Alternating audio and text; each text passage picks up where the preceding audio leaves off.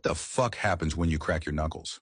No, you're not snapping bones like a Mortal Kombat finisher. And no, Grandma, you're not summoning arthritis demons every time you do it. Your joints are filled with this greasy-ass goo called synovial fluid. It's basically lube for your fucking bones, so they don't grind together like two crusty-ass Doritos. When you stretch your fingers like a bored teenager in math class, gas comes out of the fluid and forms tiny fucking bubbles in the joint. Then, those bubbles pop. That loud-ass crack sound is not your soul leaving your body, it's just those gas bubbles collapsing like your fucking GPA. So unless you're cracking your knuckles with a sledgehammer, calm the hell down. You're not wrecking your joints, you're just throwing a bubble party inside your hands. Follow Dr. Pickle for more about your beautifully fucked up body.